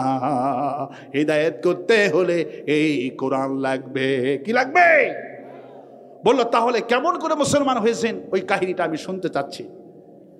ওমর বলছে আমি কুস্তিগির, আমার সবাই ভয় করে, গোটা দুনিয়া ওয়ার্ল্ডের লোক জানে আমি কুস্তিগির। আমার সঙ্গে দুনিয়ার কেউ কুস্তি দিতে পারতেন না। আমাকে আবু জেহেল খবর পাঠালেন দারুন্নত পার্লামেন্টে, রসুল ইসলাম কিন্তু মারা যাচ্ছে না, কিছুতে আমরা মারতে পারছি না, আল্লাহ রসুলকে বাঁচান। ওরা তো আর বোঝে না। ওমর রে যদি মারো তোমাকে বড় মন্ত্রণালয় দিয়ে দেব, রসুলকে মারতে হবে। ওমর রাজি হয়ে গেলেন। ওমর বললাম ইশারার সময় দরজায় নক দিলাম, ফাতেমা বের হলো। বললাম ফাতেমা তোমার আব্বা কোথায়? ফাতেমা বলল আমার আব্বা হারাম শরীফে আবু বকর আর আলীকে নিয়ে আমার আব্বা নামাজ পড়তেছে। চলে গেলেন। ওমর বলল এটি সুযোগ তাকে আক্রান্ত করার। ওমর বলল আমি চলে গেলাম খানায় কাবাতে, যেদিকে পূর্ণিমার চাঁদের রাত। আমার মন বলছে ওমর রে কাকে মারতে আসছিস? তোরকে একটু শরম হয় না? তাকা, আকাশের দিকে তাকা, কামারের দিকে তাকা। আমি চাঁদের দিকেই তাকালাম আর নবীর দিকে একবার তাকালাম। আমি তাকায়া দেখি চাঁদের চাইতে হাজার কোটি গুণ সুন্দর আমার বিশ্ব নবী। চাঁদনি রাত, কাবার উপরে পূর্ণিমার চাঁদ উঠেছে আর বিশ্ব নবীর চাঁদের মতো সুন্দর। মা আয়েশা বললেন যে এই সমস্ত নারীরা ইউসুফ আলাইহিস সালামকে দেখে ইন হাদা ইল্লা মালাকুন কারীম, বলল ইউসুফ রে কে বলেছে তুমি ধর্ষণকারী? আমার মনে হয় তুমি মানুষ না, তুমি একজন ফেরেশতা। মাত্র 3 মিনিট দরজা থেকে আর একটা দরজায় জুলাইখা বললেন পার হয়ে যাও। 3 মিনিট পার হয়ে গেলেন। ইউসুফকে দেখা মাত্র 72 জন নারীরা আঙ্গুলগুলি কেটে ফেলে দিল আপেল কাটতে কাটতে। আমার ভাইরা এসে বললেন যে এই সমস্ত নারীরা ইউসুফ আলাইহিস সালামকে দেখতেই দেখতে আঙ্গুলগুলি কেটে ফেলে দিল। ওরা যদি আমার রাসূলুল্লাহকে দেখতেন শুধু আঙ্গুলগুলি কাটতো না, কলিজা কেটে ফেলে দিত, টের পাইতো না। এত সুন্দর করে আমার রাসূলকে আল্লাহ বানিয়েছেন। আব্বাস রাজা বললেন রাসূলুল্লাহ উহুদের ময়দান অনেক দূর, প্রায় 17 কিলোমিটার দূর উহুদের ময়দান। আমি উহুদ পাহাড় দেখলাম আর হাদিস পড়লাম। হুজুর বলে উহুদ রে আমি তোকে ভালোবাসি, তুই আমাকে ভালোবাসিস, কিয়ামতের দিন আমি তোর সাথী হয়ে যাব। আমার ভাইরা 17 কিলোমিটার লম্বা উহুদ পাহাড়, সবচেয়ে বড় পাহাড় উহুদ পাহাড়। দাজ্জাল পৃথিবীর সব জায়গাতেই হাওয়া দিবে, কিন্তু আল্লাহ পরিকল্পিতভাবে উহুদ পাহাড় বেষ্টনী করে রেখে দিয়েছেন। দাজ্জাল গোটা দুনিয়ায় যাবে, মদিনায় প্রবেশ করতে পারবে না, মক্কায় প্রবেশ করতে পারবে না। কোন সুবহানাল্লাহ। আমার ভাইরা সেই উহুদ পাহাড় থেকে আব্বাস বলতেন রাসূলুল্লাহ উহুদ পাহাড় থেকে মদিনা 17 কিলোমিটার দূর। রাসূলের এই কপালে ঘাম জমা থাকলে রাসূলকে 17 কিলোমিটার দূর থেকে এই কপালে ঘাম চিকচিক করে দেখা যেত। এত সুন্দর দেখা মাত্র মানুষ পাগল হয়ে যেত আল্লাহু আকবার বলে, মানুষের কোনো হুঁশ থাকতো না। আমার বন্ধুগণ, আমার ভাইয়েরা, সেই ওমর বলছেন আমি লজ্জায় পড়ে গেলাম, কাকে মারতে আসছি? রাসূলকে তো এইভাবে রাতের বেলা কোনোদিন দেখি নাই। দেখি নবীজি প্রথম রাকাতে সূরা ফাতিহা পড়লেন, তারপরে অন্য সূরা পড়তেছে, তেলাওয়াত করা শুরু করলেন রাসূল সাল্লাল্লাহু আলাইহি ওয়াসাল্লাম। ওমর বলল আমি পাগল হয়ে শুনতেছি, মনে মনে ভাবলাম মাদ্রাসায় গেলেন না, বড় কোনো আল্লামা তিনি নন, বড় কোনো কবি তিনি নন, বড় কোনো সাহিত্যিক তিনি নন, লেখাপড়া কোথায় করলো, কে তার শিক্ষক? নবীর শিক্ষক জাল্লা, মক্কার কাফেররা কেউ জানে না। আমার ভাইরা, ওমর বলল আমি পাগল হয়ে গেলাম, আমি শুনতে লাগলাম কি আশ্চর্য কথা, এত সুন্দর করে কোরআন তেলাওয়াত করে, নিঃসন্দেহে তাকে কোনো জিনিস শিখায় দেয়। ওমর বলল আমি যখন মনে মনে ভাবলাম তাকে কোনো জিনিস শিখায় দিচ্ছে, আমার মনের জবাব রাসূলুল্লাহ সাল্লাল্লাহু আলাইহি ওয়াসাল্লাম কোরআনের মধ্যেই নামাজের মধ্যে তেলাওয়াত করতেছেন, ইন্নাহু লাকাউলু রাসূলিন কারীম। না না, এটা কোনো জিনের কথা নয়, এটা একটা সম্মানিত রাসূলের বাণী। আল্লাহু আকবার বলে, এটা একটা সম্মানিত রাসূলের বাণী, এটা জিনের কথা নয়। ওমর বলল তাহলে এটা কিসের কথা? এটা নিশ্চয়ই কবি হয়ে গেছে তিনি, নইলে এত সুন্দর করে মিলায়ে বলেন কিভাবে? ওমর বলল আমি যখন রাসূলকে কবি বললাম, নামাজের মধ্যে রাসূলুল্লাহ জবাব দিচ্ছেন ওয়া মা হুয়া বিকাউলি শাইর قليلا ما تؤمنون। না না, এটা কোনো কবির কথা নয়, তোমরা কমই বিশ্বাস করো। ওমর বলল, আমি যখন মনে মনে ভাবলাম নিশ্চয়ই তিনি গণক হয়ে গেছেন, নইলে মনে মনে যা ভাবি মনের কথাটা বলেন কিভাবে, নিশ্চয় তিনি গণক হয়ে গেছে। ওমর বলল, আমি যখন মনে মনে রসুলকে গণক ভাবলাম, রসুল্লাহ আমার অজান্তে মনের জবাবও তিনি দিয়ে দিলেন, ওয়ালা বিকাউলি কাহিন কলিলাম মা তাযাক্কারুন। না না, এটা কোনো গণকের কথা নয়, তোমরা কমে বিশ্বাস করো। ওমর বলল, তাহলে এটা কি? কবির কথা নয়, জিনের কথা নয়, গণকের কথা নয়, কথা তখন তাহলে এটা কি? ওমর যখন ছুঁড়ে মারলেন, নবীজি আবার চূড়ান্ত পর্যায়ে জবাব দিচ্ছে, তানজিলুম মির রাব্বিল আলামিন। এটি সেই মহাবিশ্বের রাজাধিরাজ আল্লাহ রাব্বুল আলামিনের পক্ষ থেকে এই কোরআন নাজিল হয়ে গেছে। আমার ভাইরা, ওমর বলল, আমি পাগল হয়ে গেলাম, মারা তো দূরের কথা, গায়ে আমার কাঁপ উঠে গেছে, দৌড় দিলাম, এক দৌড়ে বাড়িতে চলে গেলাম। বিবি আমাকে ডেকে বলছে, ওমর রে, তোমার গাটা ঘামা কেন, তুমি এরকম থরথর করে কাঁপছো কেন, কে তোমাকে ধাওয়া করলো? ওমর বলে, বিবি রে, এমন কোনো মায়ের সন্তান নাই আমার সামনে দাঁড়ায়, কেউ আমাকে ধাওয়া করেনি। গেছিলাম কোরআনের কারিম বন্ধ করতে, গেছিলাম রাসূলুল্লাহকে মারতে, কিন্তু রসুলকে মারতে গিয়া আজকে নিজে কোরআনের কর্মী হয়ে বাড়িতে ফিরে আসছি। আমার ভাইরা, এই সেই কোরআন, কফ ওয়াল কুরআনিল মাজিদ। আমি মর্যাদাপূর্ণ কোরআনের কসম করছি, কোরআন যারা শোনে এদের মর্যাদা বেড়ে যায়। আয়াতুহু যাদাতুহুম ঈমানাও ওয়া আলা রাব্বিহিম ইয়াতাওয়াক্কালুন। আল্লাহ পাক বলে, যখন কোরআন শুনবে কোনো জাতি, যখন মাহফিলে কোরআন শোনে, এরা যতটুকু ঈমান নিয়ে বসে যায়, যখন 2 ঘন্টা কোরআন শোনে, আল্লাহ পাক বলে 2 ঘন্টা কোরআন শোনার কারণে এই কোরআনের কর্মীদের ঈমান এত বেড়ে যায়, ইয়াতাওয়াক্কালুন, ফাঁসির মঞ্চে যায়, রাষ্ট্রপতির কাছে ক্ষমা ভিক্ষা চায় না। কোরআনের কর্মীরা রাষ্ট্রপতির কাছে ক্ষমা ভিক্ষা চায় নাই, জামাত নেতৃবৃন্দ রাষ্ট্রপতির চিঠিকে ছিঁড়ে ফেলে পায়ের তলে পিষ্ট করেছে, জালেমের কাছে ক্ষমা ভিক্ষা চায়নি। কারণ কোরআন তাকে এমন উপরে তুলায়, ইয়াতাওয়াক্কালুন, কেবলমাত্র ইয়াকিন রাখে কার উপরে? কার উপরে? এই জন্য নামাজ পড়বো কার জন্যে? রোজা করবো কার জন্যে? হজ করবো কার জন্যে? যাকাত দিবটা কার জন্যে? বউকে পিটাবো কার জন্যে? খবরদার, বউ পিটাবেন না। রাসূল সাল্লাল্লাহু আলাইহি ওয়াসাল্লাম বলছেন, খায়রুন নাসি আলাইহি, ওই পুরুষ ভালো পুরুষ যেই পুরুষ তার ফ্যামিলির কাছে ভালো। আল্লাহু আকবার। ওই পুরুষ ভালো পুরুষ যেই পুরুষ তার ফ্যামিলির কাছে ভালো। আল্লাহু আকবার বলেন।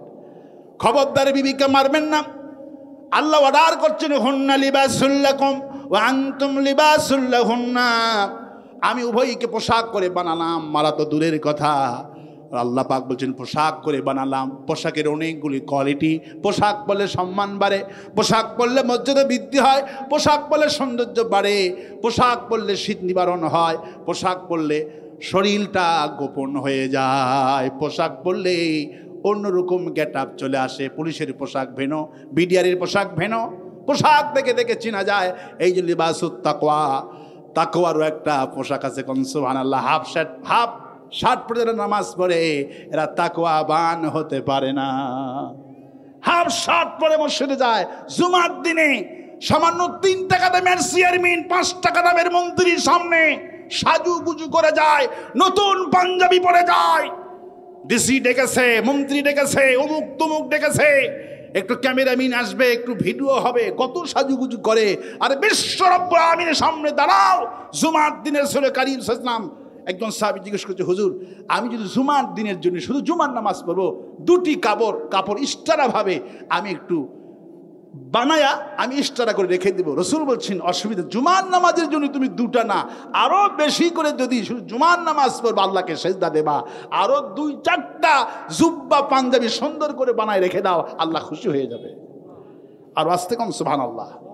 আজকে মুসলমান লজ্জা লাগে, জুমার দিনে প্যান্ট পরে, শার্ট পরে, লুঙ্গি পরে যায়, আর চেয়ারম্যান 3 টাকা দামের মন্ত্রী ফন্ত্রীর সামনে কত কিভাবে যায়। আল্লাহর কাছে সুম্মা লা তুসআলুনা ইয়াওমা ইযিন আনিন নাঈম, প্রত্যেক মানুষকে আল্লাহ জিজ্ঞাসিত করা হবে আপনাকে। আমার ভাইয়েরা, রসুল বলছেন পোশাক, আল্লাহ বলছেন পোশাকের সঙ্গে তুলনা করেছেন। কারণ পোশাক কেন বললেন? আপনার ঘরে যত যাই থাকুক, পোশাকের মতো কেউ আপন না। পোশাক থাকে যেমন জড়িয়ে বুকেতে, বিবিটাও ঠিক বুকের সাথে জড়ানো থাকে। কোন সুবহানাল্লাহ। আপনার খালা খারাপ, মা খারাপ, 14 গোষ্ঠী খারাপ, আপন মাটা খারাপ, আপন খালাটা খারাপ, ফুবুটা খারাপ, বোনটা খারাপ, কলজায় এত লাগবে না যদি স্ত্রী কারো সামনে 2 মিনিট হেসে মোবাইলে গল্প করে। আর যদি দেখেন গতকালকে একটা ছেলে আত্মহত্যাই করছে, শুধু স্ত্রী আর একজন বন্ধুর সাথে ভিডিও কলে কথা বলছে, ওই বন্ধু আরে পাঠাইছে তোর বউ আমার সাথে ভিডিও কলে কথা বলছে, সেটা হলো প্রবাসী। এই প্রবাসী ছেলে দুবাই না কোন দেশে থাকে দেখলাম, স্ত্রীর ভিডিও কল শুধু ভাইরাল হওয়া দেখে সঙ্গে সঙ্গে আত্মহত্যা করেছে। তার মানে বোঝা গেল মা খারাপ, বোন খারাপ, খালা খারাপ, ফুপিটা খারাপ, কারো খারাপিতে আপনার কলজায় এত লাগবে না। যাকে নিয়ে আপনি বুকে রাখেন তিনি হলেন বিবি। আল্লাহ পাক এই জন্য বলছেন হুন্না লিবাসুল লাকুম, আমি তোমার জন্য তোমার বিবিকে পোশাক বানালাম। পোশাক থাকে বুকের সাথে জড়ায়া, দেহের সঙ্গে জড়ানো, বিবিটাও থাকে জড়ানো, এত আপন, এত মহব্বত আল্লাহ দিয়েছেন। সে আল্লাহ পাক বলছেন, হাবিব বললেন আল্লাহ পোশাকের কথা কেন বললেন? পোশাক পরলেই শরীর ঢেকে যায়, পোশাক পরলেই শরীর গোপন হয়ে যায়। পোশাকের মূল কারণ হলো শরীর গোপন করা। শরীর কি করা? গোপন করা। শরীর ঢেকে গেল। রাসূলের ব্যাখ্যায় বললেন, তো আল্লাহ তুমি কি গোপন করবা? পোশাক যেমন শরীর গোপন করে, ঘা হয়েছে, পচারি হয়েছে, টিমার হয়েছে, যে কোনো রোগ হয়েছে, পোশাক বলে ঢেকে গেল, কেউ দেখতে পারল না। নবীজি বললেন, ব্যাখ্যায় বললেন, তুমি তোমার বিবি যখন কোনো ভুল কাম করবে, তোমার বিবিকে তালাক দিতে পারবা, মারতেও পারবা, গালাতেও পারবা, তোমার বিবিকে মারবা না, গালাবা না। পোশাক যেমন গোপন করে, আল্লাহ পাক অর্ডার করছেন তুমি তোমার স্ত্রীর পোশাক, তোমার স্ত্রীর দোষগুলি তুমি ঢেকে রাখো। পোশাকের কাম হলো গোপন করা, ঢেকে রাখা। ঠিক পোশাকের মতোই তুমি স্বামী তোমার বিবির দোষগুণগুলি বাপ মায়ের কাছে বলো না, আত্মীয় স্বজনের কাছে বলো না, তুমি গোপন করে দাও। রাসূলুল্লাহ বললেন বুখারীর বর্ণনায়, কোন স্বামী যদি স্ত্রীকে বলে, যা আমি তোকে তালাক দিতে পারতাম, তোকে আমি মারতেও পারতাম, যা আমি তোর দোষগুলি আমি গোপন করে দিলাম, কাউকে বললাম না, আল্লাহর জন্যই আমি তোরে ক্ষমা করে দিলাম। রাসূলুল্লাহ বললেন, আল্লাহ আরশ আজিম থেকে ওই স্বামীকে ডেকে ডেকে বলে, তোর মতো সৌভাগ্য স্বামী পৃথিবীতে আর কেউ নাই, আমার কথা পালন করছিস। তোর বিবিকে মারতে পারতি, তালাক দিতে পারতি, যা আজ যখন তোর বিবিকে তুই ক্ষমা করে দিলি, আমি আল্লাহ আরশ আজিম থেকে ঘোষণা করলাম তোর জিন্দেগির গুনাহগুলি মাফ করে দিলাম। মাপের চাইতে আর কিছু নাই। জানাজার সামনে নিয়ে যখন ছেলেটা বাপের জন্য মাপ চায়, ভাই যখন ভাইয়ের জন্য জানাজার সামনে মাপ চায়, আমার ভাইটাই গ্রামেরই সন্তান ছিল, আমার বাবাটা অল্প দিনের মধ্যে আমরা হারালাম, আমি এতিম হয়ে গেলাম, আমার আব্বাকে আপনারা মাফ করবেন। রাসূলুল্লাহ বললেন, খাটটির সামনে নিয়ে যখন কোনো ছেলে বাপের জন্য এইরকম করে মাপ চায়, আর ছেলে যখন ছেলের কথা মতো যখন ওই গ্রামের লোকেরা বলে, যা ছোট্ট ছেলে বাপ মারা গেছে, আজকে এতিম, আমার ভাইটার সাথে সামাজিক দ্বন্দ্ব ছিল, অনেকটার থেকে আঘাত পেয়েছি, যা আজকে শেষ বেলাতে আমি তারা জানাজা আসছি, আমি তারে ক্ষমা করে দিলাম। বুখারীতে এসেছেন, রাসূলুল্লাহ বললেন, মাইয়াত কি মনে মনে কেউ তো আপনার মনের খবর জানে না, আলিমু বিজাতিস সুদূর, অন্তরের খবর জানেন আল্লাহ রাব্বুল আলামিন। সে আল্লাহ বলছেন, বান্দারে মনে মনে যদি শুধু এই ধান্দা করিস আর নিয়ত করিস, যা আমি আমার ভাইটাকে আজকে শেষ দিনে মাফ করে দিলাম। আল্লাহ ঘোষণা করে জানাজাতে হাজির হইয়া যারা ভাই মরা ভাইকে মাফ করে দিলি, আমিও আল্লাহ ঘোষণা দিলাম তোর জিন্দেগির গুনাহ মাফ করে দিলাম। আরো আস্তে কম সুবহানাল্লাহ। আগামীকাল এই মাহফিলের শেষ দিন, আফালা ইয়াতাদাব্বারুনাল কোরআন, কোরআন নিয়ে চিন্তা ভাবনা করতে হবে, গবেষণা করতে হবে। এই জন্য আল্লামা ইকবাল বলছেন, আমুল কি কিতাবে থি দোয়া কি কিতাব বানা দিয়া, আমুল কি কিতাবে থি দোয়া কি কিতাব বানা দিয়া, समझाने की किताब थी পড়নে কা কিতাব বানা দিয়াম। যেই কোরআনটা সিরপ সমাজ রাষ্ট্র পালন করার জন্য, সেই কোরআন আজকে ডাস্টবিনে নিক্ষেপ করেছিল। যেই কামরুল ইসলাম টাক্কমার্কা মন্ত্রী আমাদের মিছিল মিটিং করতে দেয়নি, কোরআনের মাহফিল হতে দেয়নি, গতকালকে 10:30টার সময় কট খাইছে। ঠিক কিনা বলেন? এই কামরুল্লাহর বিচার বাংলার জমিনে হবে। যারা যারা ধরা পড়ছে, মিথ্যা সাক্ষীর দরকার নাই।